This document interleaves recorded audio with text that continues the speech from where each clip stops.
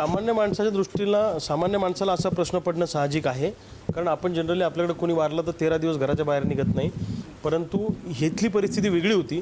अजितदादांचं अचानक जाणं, अचानक एक्झिट घेणं हे सगळ्या महाराष्ट्राला स्तब्ध करणार आहे. किंबहुना राष्ट्रवादी काँग्रेस पक्षासाठी हा फार मोठा धक्का आहे. मला असं वाटतं की अशावेळी कार्यकर्ते सैरभैर होत असतात, कार्यकर्त्यांची हिंमत खचते. त्यांना हिंमत देण्यासाठी कोणीतरी पुढाकार घेतला पाहिजे आणि तो खंबीरपणे सुनेत्रा वहिनींनी घेतला. त्याचं आम्हाला कौतुक वाटतं. आणि सुनेत्रा वहिनींनी शपथ लवकर घेतली म्हणजे काय झालं, उलट मला असं वाटतं की पक्ष एकसंघ राहिला पाहिजे, कार्यकर्ते टिकले पाहिजे, त्यांचं मॉरल वाढलं पाहिजे आणि आपलं आता कुणीच वाली नाही अशी जी भावना कार्यकर्त्यांच्या मनामध्ये निर्माण झाली होती ती सुनेत्रा वहिनींनी पुढे येऊन त्या कार्यकर्त्यांना हिंमत दिलेली आहे. त्यामुळे राष्ट्रवादी काँग्रेस पक्ष हा एकसंघ राहील सुनेत्रा वहिनींच्या नेतृत्वाखाली असं मला वाटतं.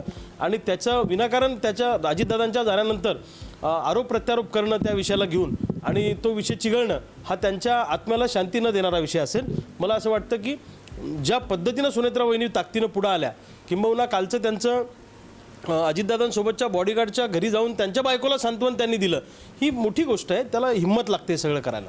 दादांचा घातपात झाल्याचा संशय अमोल मिटकरी यांनी व्यक्त केला. एकनाथ खडसे सुद्धा त्यांच्या त्या चौकशीबाबत त्यांनी समर्थन दर्शवले आणि याची न्यायालयीन चौकशी होती त्यांनी मागणी केली. असं आहे की एवढा VVIP मोठा नेता अजितदादांसारखा त्या विमानात बिघाड काय होतो, पायलट काय बदलला जातो, अशा ज्या काही म्हणजे शंका निर्माण करणारे जे काही प्रश्न आहेत हे अनेकांच्या मनामध्ये आहेत.